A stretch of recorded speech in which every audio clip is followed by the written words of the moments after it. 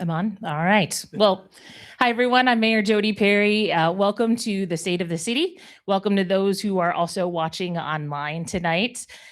This is my third year in office and the third format I've chosen to do this.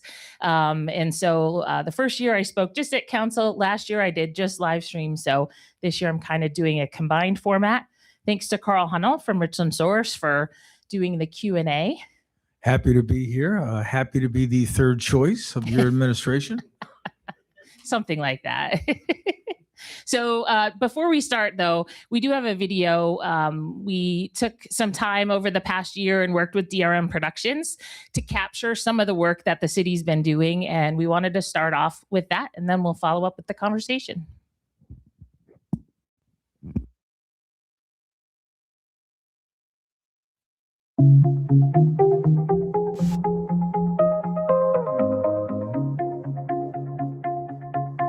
"2025 was a year where big changes and small, steady growth converged. We have kept the heart of what makes us uniquely Mansfield, while making many long-needed upgrades. And we have stayed focused on our top 3 priorities: growth, infrastructure, and safety. Let's start with growth, because growth means opportunity, confidence, and new investment. In 2025, we saw over $100 million in building activity across the city. That's new housing, new industrial development, and properties being improved, and new jobs being created. And behind the scenes, we've been building the systems to support that, so projects move forward instead of getting stuck. Growth takes time, but it's happening and it's gaining momentum. Next up, infrastructure. And this is where the most visible work has been.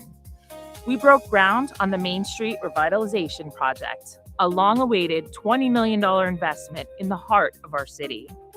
Replacing century-old utility infrastructure, improving accessibility and public spaces. We are excited for this project to finish in October. We also launched the new water main replacement project, funded through a dedicated income tax that was approved by voters in 2024. Replacing the aging 4-inch lines across the city is about more than better service. It's about safety. Stronger water lines mean better pressure, so when firefighters connect to a hydrant, it works the way it is supposed to. It's one of the most basic ways we protect lives and property. And we've made real improvements in how people experience Mansfield. Parks across the city, including King Street, Johns, Maple Lake, and Prospect Park, saw upgrades. And we reopened Middle Park, a natural oasis in the heart of the city. We've continued building out our bike trail system, finishing new extensions and the Trimble Road Tunnel, connecting neighborhoods and creating safe, accessible places for people to walk, ride, and spend time. And this year, we also invested in how we serve you. For the first time since it was built, City Hall saw major upgrades, improving accessibility and creating a more modern, functional city council space. Because your experience with your city government should reflect the kind of city we're becoming. All of these changes rest upon a foundation of public safety, and this is where we've seen some of the clearest results. Crime in Mansfield continued to drop this year. Overall serious crime was down about 12%, and homicides were down over 40%. At the same time, we reached full staffing in our police department for the first time since COVID. And we're building for the future, with 4 additional officers coming on through a new federal grant. This allows us to extend our proactive community policing activities. Our fire department continues to grow busier each year, with 85% of their calls for service being medical emergencies. And this year, we made a significant investment in their medical equipment. And because of that, every ambulance now has the most up-to-date life-saving equipment, and we can ensure we are meeting national standards for cardiac response. When someone calls for help in Mansfield, they are getting faster, more capable care. Our dispatchers handled over 19,000 911 calls, with 93% answered in under 10 seconds. And we've also added critical tools across public safety. Tornado sirens were installed for the first time across the city. The new SWAT Bearcat arrived, providing better protection for our officers. And we were the first in the state to deploy drone technology to improve how we respond to public safety emergencies in real time. So yes, there are big projects that you can see, but there's also a lot of steady work happening across the city that you may not always notice. And it's all adding up. We are building, we are strengthening what was weak, we are investing in what matters, and we are seeing real change.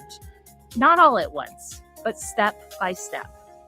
And I hope when you look around, you feel it, because this is your city, and together we are building on the promise.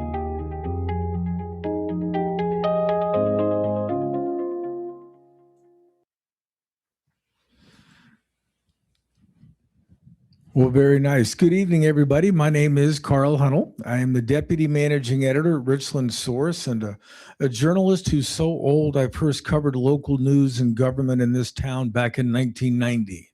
In fact, that was the first time I was in this room. I don't want to tell you where I was in 1990. Most people don't. But it is my pleasure to be here this evening for a very special State of the City conversation with Mansfield Mayor Jody Perry. We've seen the video. Jody's welcomed us, so let's dive right in if we can. And let's start with your stated priorities. Now, when you announced that you were running for mayor way back in September 2022 at the Central Park Gazebo, you said Mansfield was primed for growth. In the highlight video we just watched, you said 2025 was a year that saw big changes and small, steady growth. So what were the biggest changes you saw? And how do you characterize what you said was small, steady growth? So I think when I look back on 2025, small, steady growth would be some of the smaller businesses that we have seen opening.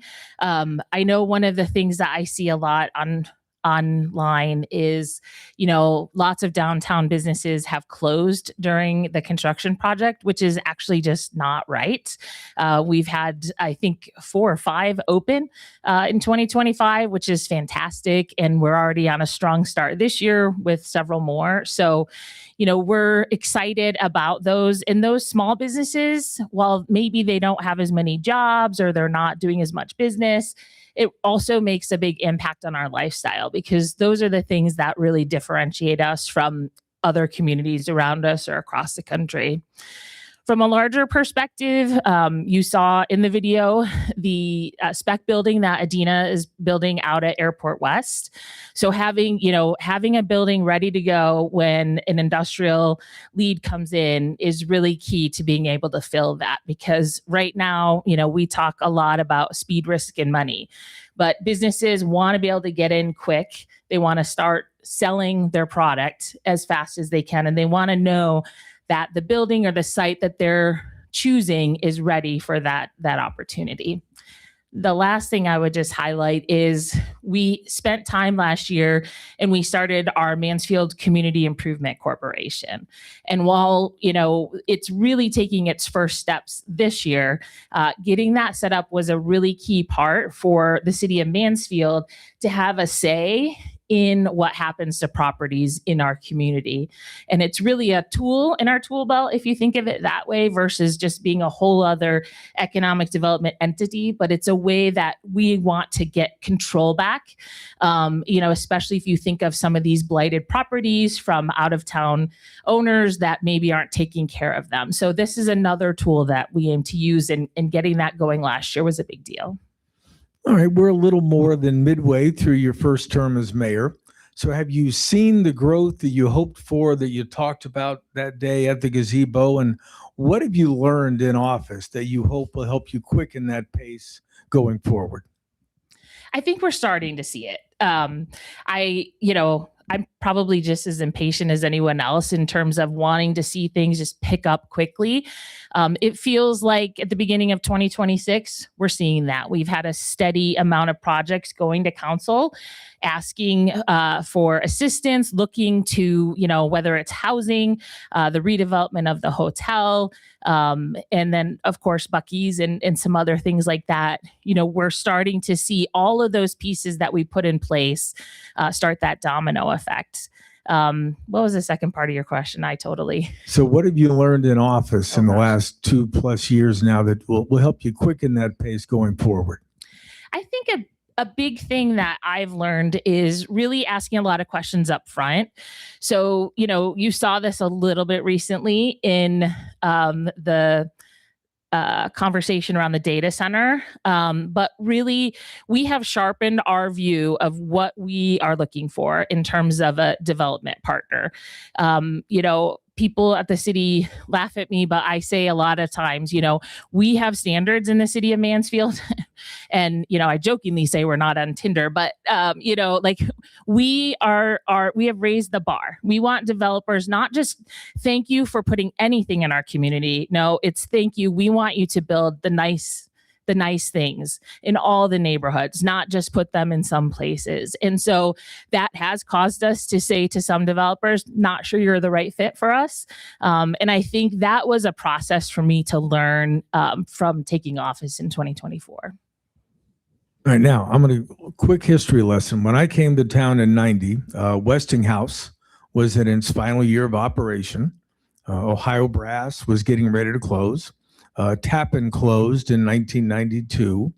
A very tough time in this city. I think the only people that came downtown at night were looking for dive bars and maybe the assorted massage parlor.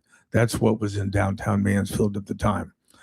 Things have changed in the last couple of decades. We've seen a lot of slow progress in some visible ways. But in last year's State of the City, you said Mansfield has got to bring in new jobs and it has to grow its population. You said you hope the process in those areas could be sped up. So how would you evaluate progress in those two areas, specifically job growth and population growth? And what, if anything, would you have done differently with a year's worth of 2020 vision? I think we're starting to see that pick up. One of the things, I know not everyone has the chance to have the viewpoint that I have as mayor, but I have a chance to talk to people a lot. People from all over the city, but also, developers who are looking at coming here. And there have been an enormous amount of housing developers looking at the city of Mansfield. There has been a significant amount. Probably housing is actually maybe one of the biggest things that we hear about. We're also hearing about further commercial and industrial development. So I think that pace is picking up rather. But I think we have still a little bit of a ways to go on that. I think continuing to do what we're doing helps.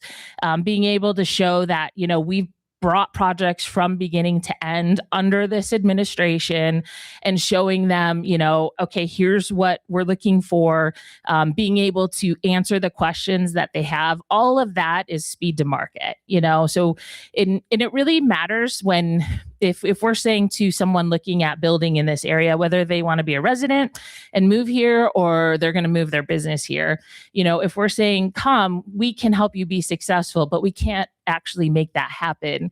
That is obviously a severe block to that. But I think we've been able to show through a number of projects that we can get them from beginning to completion and get them open. And I think that'll continue. The only thing I would say in retrospect of, the 2 years under my belt is I probably just would have told myself on day one, it's going to take you a little bit of time to build that structure, that architecture, to be ready for that.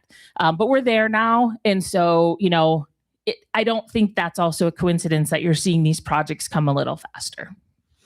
And I know everybody would love to see, 10,000 job factory like Westinghouse once had here, or the other factories that we've had in town. But one of the things that I wanted to ask you about is, in addition to trying to land a diversified group of employers to come to town, how important or how much in the mix is helping existing companies like Newman Technology, for example, and the job growth that they're experiencing? Well, of course, this is where I spent my career. So, the secret of economic development is 80% of the growth comes from your existing businesses. So it's really important that you're working with them. Recently this year, of course, Newman Technology announced that they're going to do a fairly massive expansion. I mean, it's certainly a massive capital expansion, adding 70 jobs, and really cementing their location here. So that is just as important to me, if not more, quite frankly, than bringing in brand new businesses. You have to balance it, and the new businesses get the headlines because when Buc-ee's says they're coming in, of course you're going to write about it. But it's equally as important, if not more, to have those existing. Now, I will say I might be the one person that yes, wouldn't you love to have okay, we landed this huge factory and it's 10,000 people. Immediately, I would be like, how are we going to get those jobs? Where are those people going to live? And I think we're seeing that, happen in Newark with Intel. Now, put aside all of the business part of Intel and just the challenges they've had, but that, I remember that day they announced that everyone was like, wow, Newark, congratulations. And it has put immense amount of pressure on that community, and they're having to make very quick decisions. And so I would personally rather take 5 200 job companies over 1,000 person company. Also, your eggs aren't in one basket at that point. Exactly. Now, during your time when you were leading the Richland Area Chamber in Economic Development, you and I spoke several times, and you and others have told me over the years that economic development is a long game and that really nothing significant happens really quickly. So what do you as a mayor look for in a development partner or a project? What are some of the characteristics of a good potential project? And how do you know when it may not be the best fit for the community? Other than guys who go to public meetings and say, I'm 90% sure this is going to happen. And oh, by the way, I have no idea what I'm saying. I would say it's really important that the deal, whatever the ultimate deal is a win-win-win. So, in a lot of cases, we're negotiating with a company, and one of the tools that we have on the table is tax abatements. You may like them, you may not, but it is the realm that we deal in often.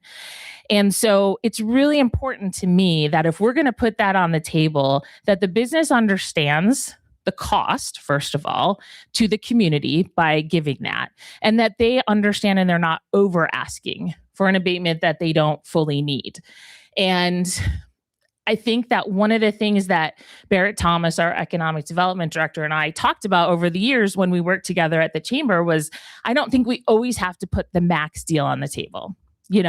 This is negotiation at the end of the day. So let's put a deal together that works. And so, again, we have said no to I said no to a housing development that I thought was, asking for completely too rich tax abatements. And it just wasn't going to work for the community where they were. Now, I left the door open. I think you build a good product. If you find another site that the deal works out, please call us back. It wasn't necessarily that they were a bad partner, but that deal wasn't going to be fair to the schools. And of course, in the environment we're in, how the schools in the city work together is vitally important. The other piece is communication. And that's where I would really attribute what happened last week. That was that fault at the heart of that was just people. We were saying things and we were not being listened to.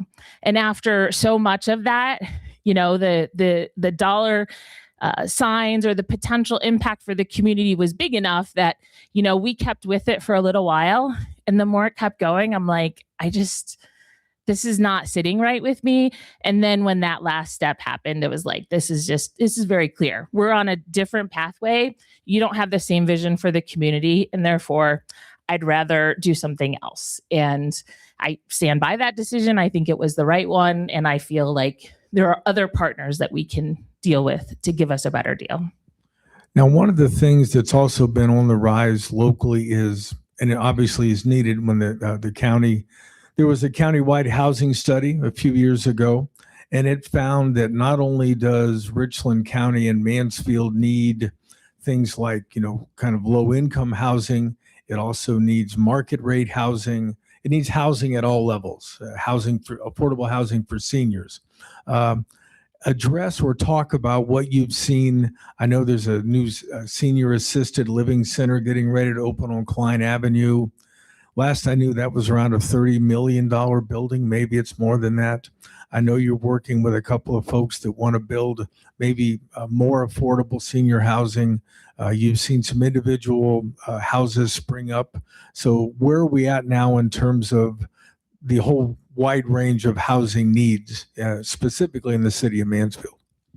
We're busier than we've been in a long time, is what I would say to that. And that was reflected in the video. $100 million of building activity. It's not that is inclusive of housing and everything. And certainly the Silver Birch facility on Klein would be included in that. And yes, I think you're in the neighborhood there, 30 million.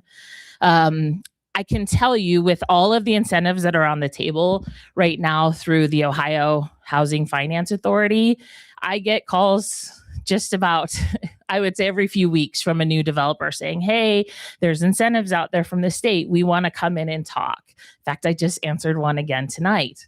So, we take a look at those closely to make sure, again, that we're aligning. As part of being mayor, I serve on the land bank, and we had the project at OC Hill come before us. And when they came in, I met with them first off the bat, brought the land bank in, and I was like, I don't know if how the neighborhood is gonna, respond to this. So I really pushed to have a public information session, and they did, and it was a great illustration to me of the importance of asking for feedback, because I went in assuming people would not like that. And that was not necessarily the overriding sentiment that evening. Definitely wanting senior housing was the overriding thing. So that really helped change and scope that out. Fingers crossed that they get that grant and they can build there. I think that would really be transformative in the North End. But we need more of that for sure. So, I think sometimes I feel like maybe we have a little bit of a target on our back for that. So, we're really trying to make sure that we're leaning into also market rate housing, because really in the housing market, it's a ladder. So if you build those high end houses, someone's opening up the one below it, and then the one below it, and then the one below it. So I know sometimes people get upset you're not doing enough on one end or the other, but it really does all work together. And again, we're starting to hear about market rate, which is exciting to me, because I think, that's something that the city also needs. Right. A lot of times development projects, such as the one that everybody's talking about, which is Buc-ee's. Let me jiggle that mouse. It requires more than one elected official or government entity to make it work. Now, in the case of Buc-ee's, so far, you've worked with township trustees, county commissioners, city council members, and probably folks with the Ohio Department of Transportation, EPA, et cetera. So explain to folks how that collaboration works and how important is it to make projects like that happen? It's crucial, first of all, when you're doing a project like that we all work together. And I think that it's been happening pretty well here for a while, so we take it for granted. But you don't have to go very far away to other counties around us to see places where it doesn't. And that absolutely in and of itself can stop your growth. When you have city and county arguing, or township and city arguing, that doesn't mean we always have to agree. But when we're not willing to sit down and find the best path forward, developers, businesses, people I don't want to be a part of that. Right. And so we have a really great relationship.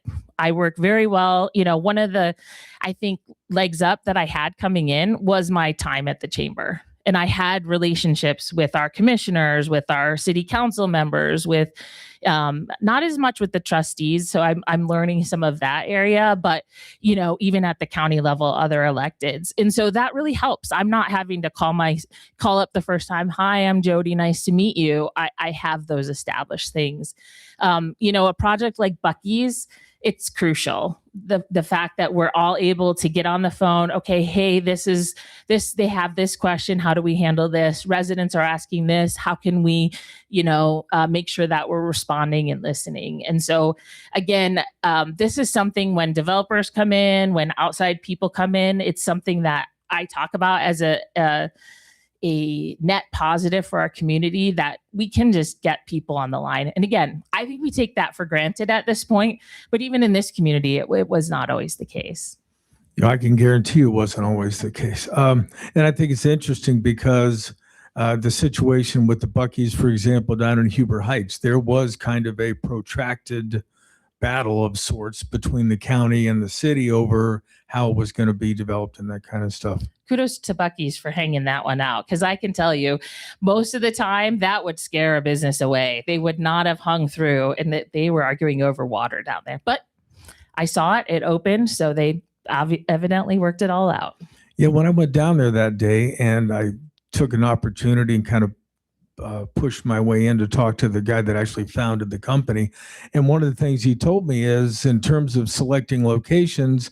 And I'm not going to attempt to match his Texas drawl because he is definitely all Texan. He basically said, we don't go places where we ain't wanted. So if there was a really government pushback or a big problem, I would suspect that they would just go away and find someplace else. But when I watched that video, something kind of jumped out at me. You spoke about improving systems so that potential projects don't get stuck. What can you tell us about what you're talking about there? Because I found that interesting. So I think that's what I meant when I said we have worked on improving architecture. So that would mean everything from, our planning commission is completely new, with the exception, I think, of one person. So we have, and again, some of that wasn't like I pushed people off. I just would like to be clear, but a lot of them had been on there and were saying, hey, I had been here a long time. So making sure that we have the right people at planning commission, so we're having thoughtful conversations. Already in process when I came in was our building department getting new software. It took them a while to get that up, but it's up. It's improving the transparency to people. That has really helped that to go down. And then we've spent a lot of time, whether it's Director Porch or Director Andres, just making sure that our employees know how fast they need to get back to people, and that we're all working together. Because, one of the things that I did find when I got here was there were some silos that existed. And so that was a big piece of making sure things weren't stuck. Well, my department handled it. I don't know about the next one. No, that's not good enough. We need to get it through all of them. And so I think we've developed at this point a good atmosphere around that, and we can get everyone around the table and say, let's just look at it. What concerns do we have? And let's give it all at once. All right. So let's move on to your second priority of infrastructure. There's been this Main Street thing, Main Street Corridor Improvement Project that began in the spring last year. Bob Bianchi guarantees me it's going to be completed in October of this year. He nods his head. It has a price tag of just over $20 million. It's the single biggest infrastructure project I've seen in the downtown since I've been around. I mean, the carousel didn't cost nearly that much. Now, some residents and businesses might as well be honest. They've expressed frustration, many because of the amount of time that it's taking, others due to the cost, thinking this money could be spent in other ways. So let's ask both of those questions. First, why does this project take this long? And could you explain why it's a lot more than just a streetscape project? Well, it is that you just answered your own question. It Thank is you a very lot much. more than just a streetscape project. It is often referred to as beautification. And at the end of the day, it's certainly, if we're digging things up, we're not putting it back together in the same way. So there will be beautification as part of this. But at the heart of it, it really is infrastructure. And when you think about Mansfield was founded in 1808, Main Street's been around a long time. We've found some interesting things when we've dug up a few of those intersections. The last major investment was in the early 1980s. So, Ronald Reagan was president. And when those water mains were put in, it was the 1920s. So women had just received the right to vote. So, our infrastructure is aging. It had far outlasted its useful life. And at the end of the day, this was one of the things, while I was not mayor when council and Mayor Thaker decided to approve this, I was on the other side pushing for it in my role at the chamber, because it is the front door of our community, not just for Mansfield, but the entire county and the region. And unfortunately, at this point, maybe people don't remember, but when you drove through that front door, there was crumbling sidewalks, there was weeds growing up, the lamps were crooked. We had missed parts of the sidewalk, and so they were just asphalted over. Basically, no curbs existed anymore. So, it was not giving you the best impression of what our community is. And when you think about a lot of the communities around us and other ones that people love to point to as aspirational, Worcester or Ashland, places like that, well, they did a downtown project, because at the end of the day, that the heart of your city, the stronger that is, that emanates out from there. So, it's a big thing. And again, I think people just don't understand, could we have done it faster? Sure. If we shut it all down for months and months and months. And I can tell you, I know what it's been like on the 18-month side when we shut a street down for some time. To have shut the whole thing down to get it done faster, it would not have been tenable. And it was never really even considered, because we knew that was not possible. Now, in terms of the cost, I know the city has gotten millions of dollars in federal, state, and regional funding. I think there was a $7 million federal raise grant that helped kickstart all of this. Now, those dollars were earmarked specifically for this work. I don't know if all residents understand that there are different pots of money available for different things. The $7 million federal grant the city got for this has to be used on this project. You can't just take that $7 million and say, let's go fix some potholes. So explain, if you would, how pots of money, that whole concept, so maybe people have a better understanding of how that works. So the budget that we talk about the most at council and in the city is our general fund budget. That's the, if you think of your household budget, that's the thing that's coming in on a regular basis. It funds the most amount of things. That is not quite $40 million, but let's round up for today, just for ease. So that $40 million funds a significant part of the city. But then we also have certain taxes that are earmarked and cannot be spent in other ways. So, we have our water main tax now. We have our so-called pothole haters tax or resurfacing tax. We have money that funds our parks, money that funds our safety services. So we have to make sure that we're following all of those rules. And then, of course, we have our enterprise funds, which is the money that you pay for your water and sewer. And that can only be spent to go back into those utilities. I cannot take money from your water bill and, put something in the park. That's just not, I could put a water main, I guess, in, but other than that, nothing exciting. So, when we look at a project, Main Street's a great example.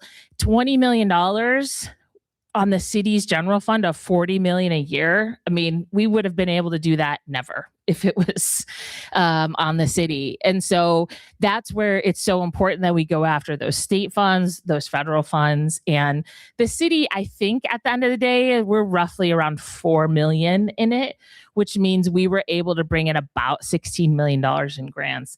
And a project like that does not come around very often. So, that has been a motivating thing for us to look at other projects like that, just to make sure that we're, looking at all the sources. But I know it's frustrating for people when they read a headline, oh, the city just spent, $3 million on this. Why didn't they fix the pothole on my street?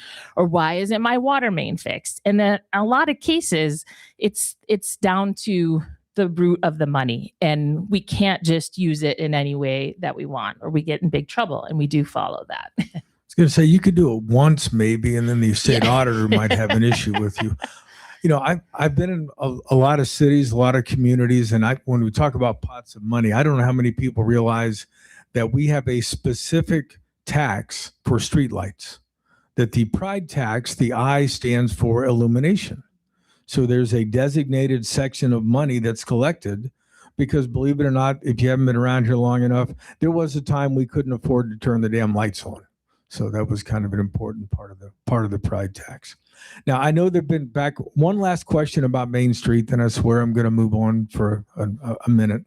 I know there have been concerns about businesses that might lose or have lost potential foot traffic during the project. I think there's, that I know of anyway, one business that's gone up for sale down on Main Street. But how important are projects when you look around at the Worcesters and the Ashlands where these projects have been done? How important is it to they help to maintain and then grow retail along that corridor as well?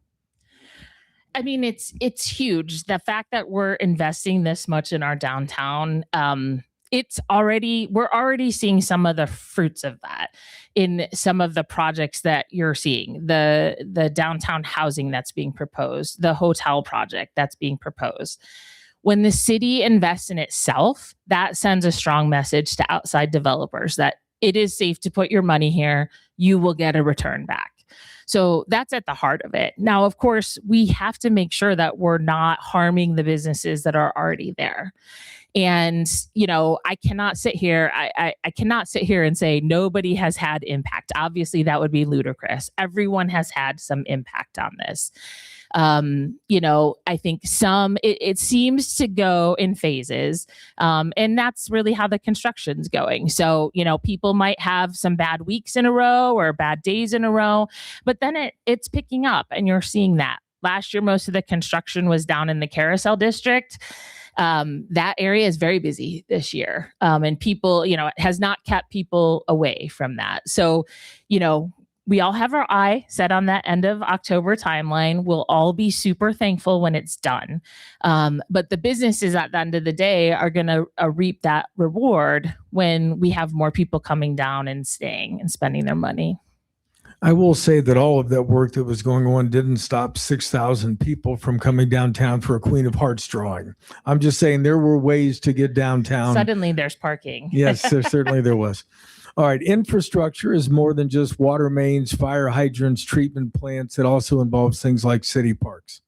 The day that I learned that you had hired Louis Andres as your public works director, when you started office, I said, parks are going to be important to Jody because you don't hire Louis unless you really like parks. So to you, why are public parks that important? And what were some of the biggest parks improvements in 2025? So I would say, I was part of the Mansfield Rising Group. There's a couple other folks in here that were part of that. And it was during that time that I think I really grew an appreciation for the importance that public property plays in a community. So parks are a place that anyone in our community, it doesn't matter your socioeconomic status, it doesn't matter where you live, it doesn't matter what you look like, what job you hold, we all can gather there. And that is really important to the health of a community.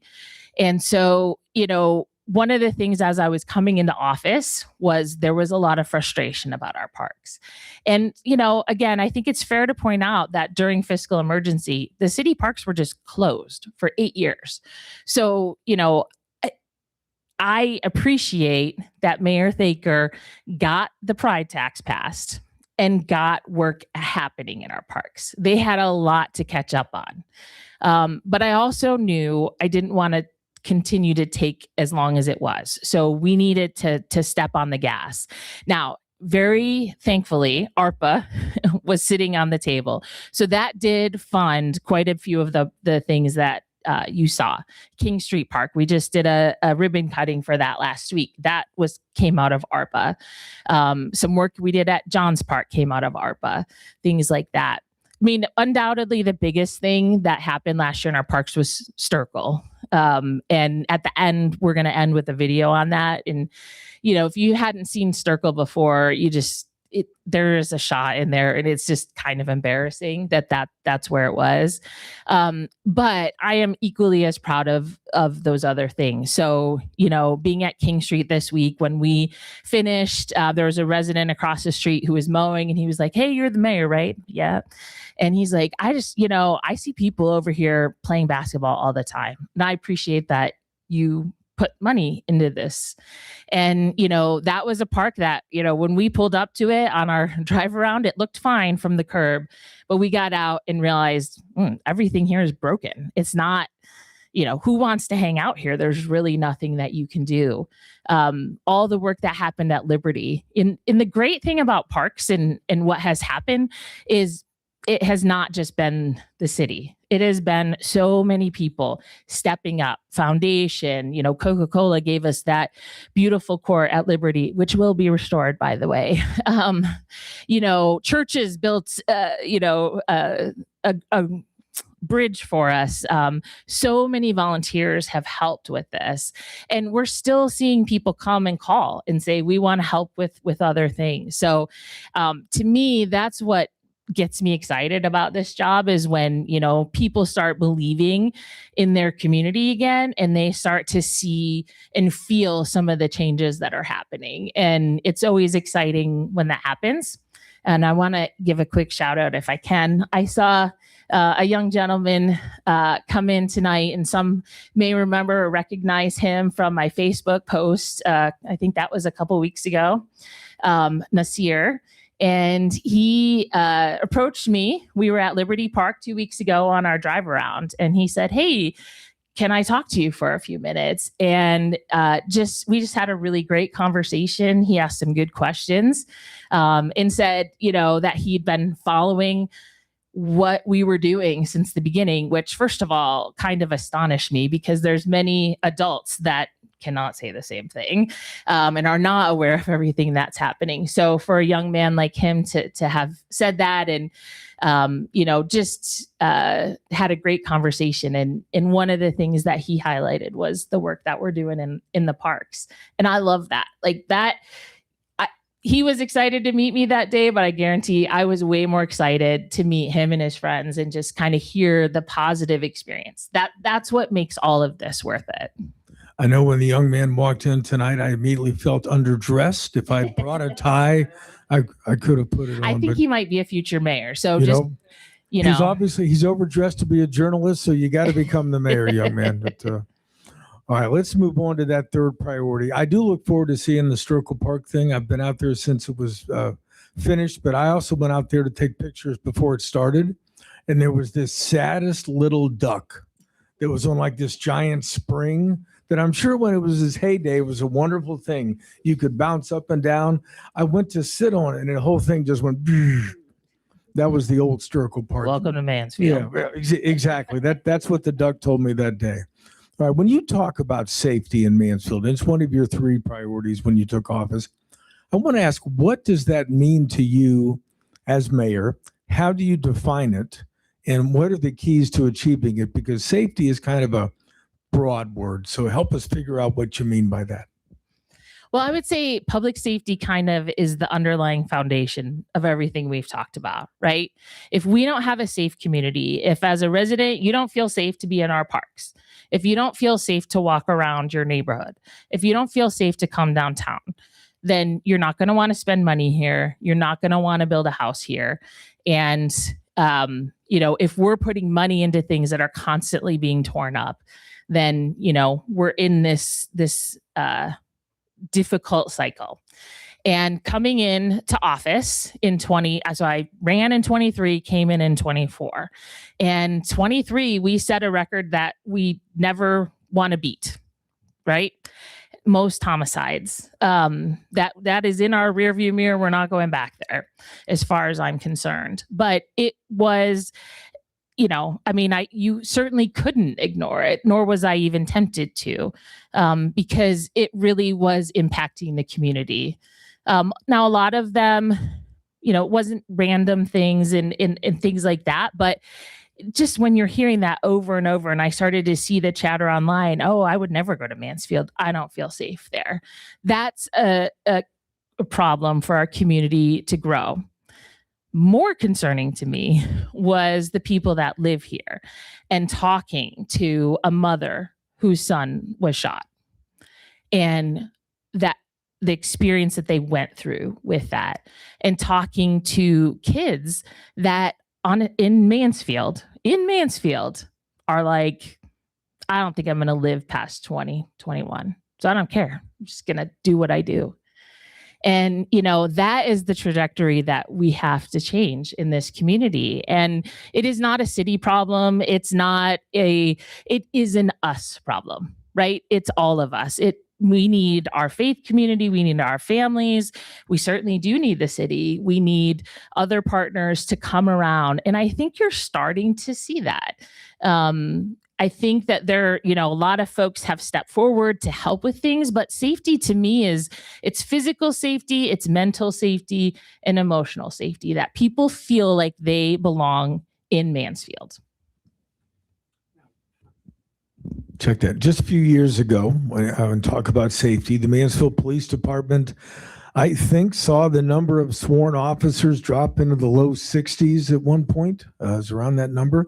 It's now, I think, unless somebody's retired in the last week or two, close to fully staffed. We got one coming this week. Okay. So, I did see that. He was Lieutenant Blues. Yes. Thank you. So it was around fully staffed at 91, depending upon when Lieutenant Blues leaves us. The fire department has been stable in the last couple of years in terms of its staffing. Excuse me. So what has been the key to stabilizing the numbers in the safety forces, bringing up the police department and kind of keeping the fire department at its set levels? So I do want to give credit where credit's due. A lot of this started before I came in.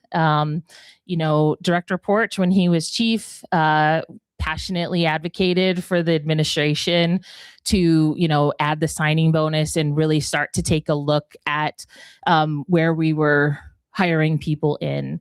I think we can all think back to the last, 5 or 6 years. There has been a lot of conversation around public safety in our country, and that has, gone through a lot of iterations. We were not alone in seeing the difficulty in attracting people to come into these roles, but I do think it's helped all of the work that they've done in terms of hiring, targeting candidates, and really getting in. Today I was out at Buckeye School, and our community policing officers were there. And, as kids are moving up in this school-based program, they're like, hey, we want you to be a cadet at Mansfield Police. We want you to come in. So, I've gone through now a round of contracts with all of our bargaining units. So certainly when I'm talking about employee recruitment and retention, at the end of the day, everyone has a paycheck. They have to make ends meet. And so we have adjusted salaries, not just in safety forces, but across the city. But I definitely think that makes a difference. I'm cautiously optimistic. We're seeing improved response to our testing. It's not where it was, but I think we've got great chiefs in both departments. They have strong visions for what they're doing.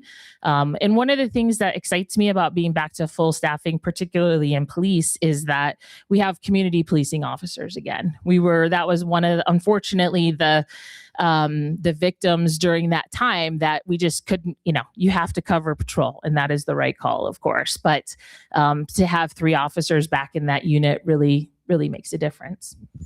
All right, let's look at those numbers and match up the growth and investment that we've been talking about. The city is seeing growth around Mansfield-Lahm Regional Airport. I know efforts are underway to continue and maybe accelerate that growth.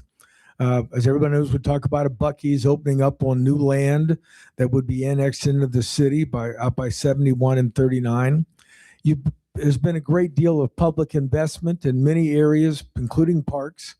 If growth continues, including population growth, do you believe the numbers in the safety forces would need to grow also? And is that something you look at as you see that growth, as revenues grow, you get expansion in city-owned territory or city land? What happens there? Yeah, if we grow, when we grow, let's say it that way, when we grow, we are going to need more police and firefighters. And I've had this conversation, not just with both chiefs, but with bargaining units too. I am aiming hard in I'm leaning hard into growth. And I realize when I'm saying that, that means there's going to be additional costs that come with that. And so I look forward to a point in time that we can do that. I would love to be able to bring more people on. I think, we're not there yet. We've kept a flat budget the last 2 years, and hopefully with some of these projects getting off the ground, we'll push through that. There isn't necessarily a number that I'm following. Oh, when we grow so much, this is when it is. But it's certainly, something that I'm fully aware of as we continue to grow, that's going to mean, and not just police and fire, by the way, as we add streets, I'm going to need more people to take care of those too. All right, there are certain aspects of a city operation that really nobody seems to notice until something goes wrong. I guess I'm talking about the service complex, maintenance, IT, human resources. How would you evaluate progress in some of those areas of your administration? So they are the quiet backbone of everything that we do, from recruiting employees in to the guys that are helping make tonight a reality. And they've done a really fabulous job. Just as a reminder, my first month in office, we had a difficulty staying connected to the internet in the city. A lot of people might have forgot that. I certainly didn't, because everyone was yelling at me.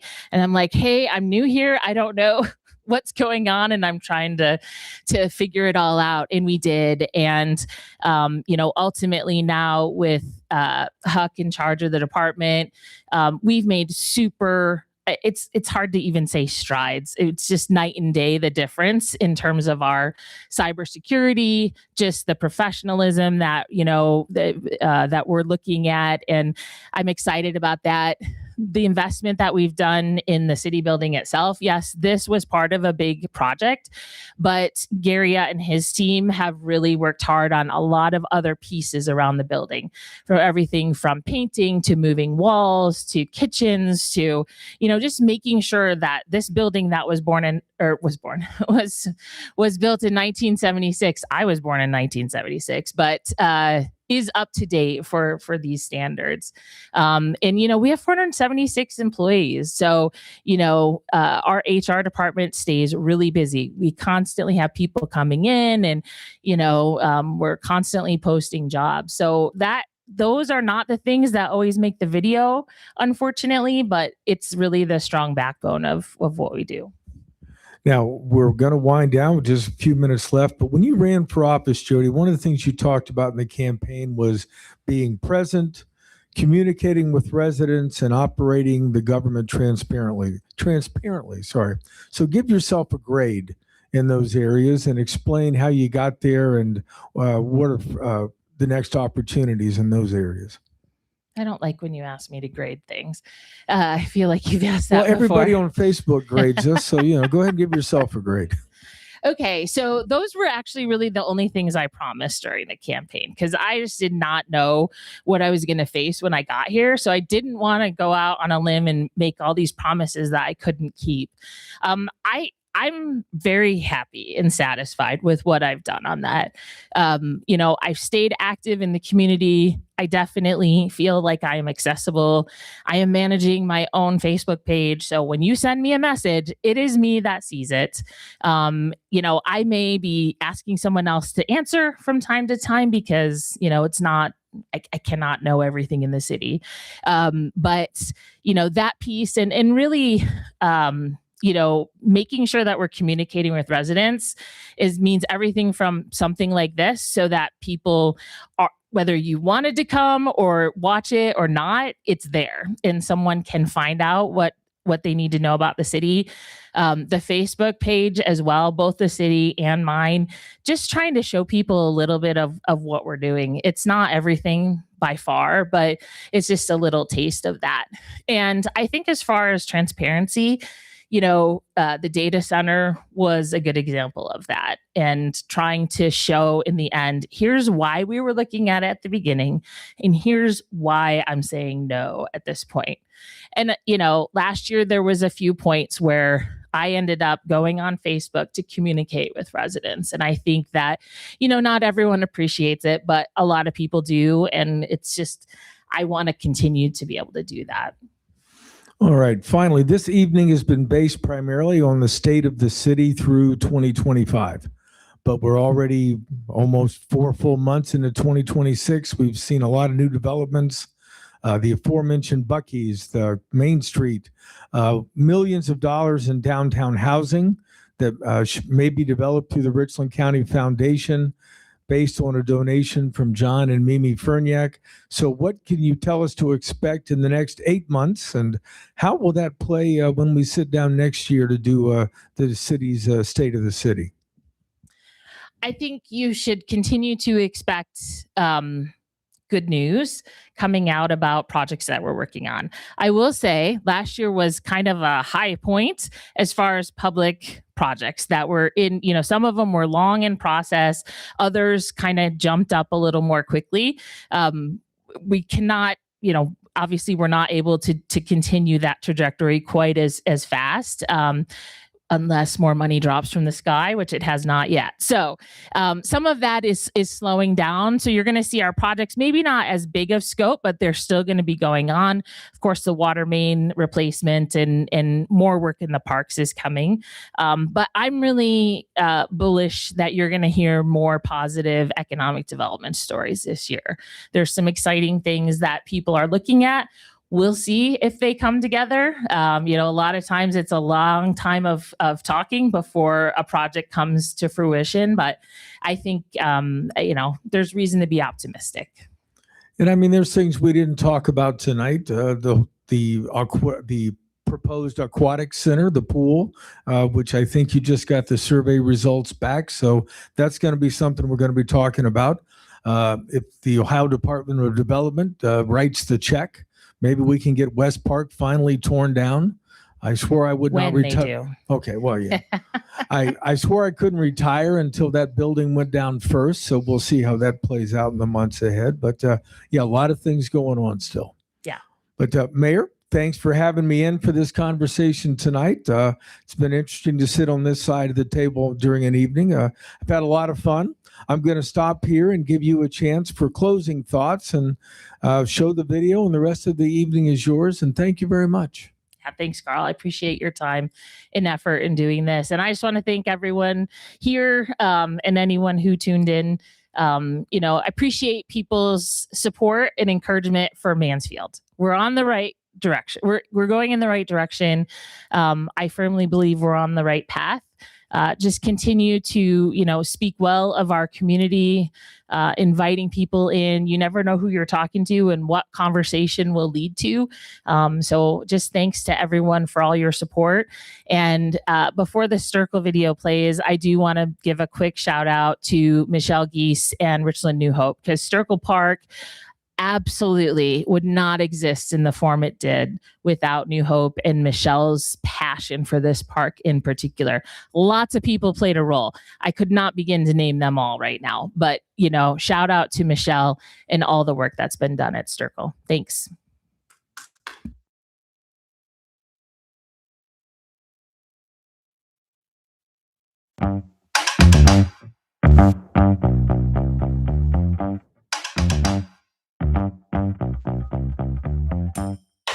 We are in what is called Sterkel Park, which Justine Sterkel had the foresight many, many, many years ago to set this park aside for parks and recreation.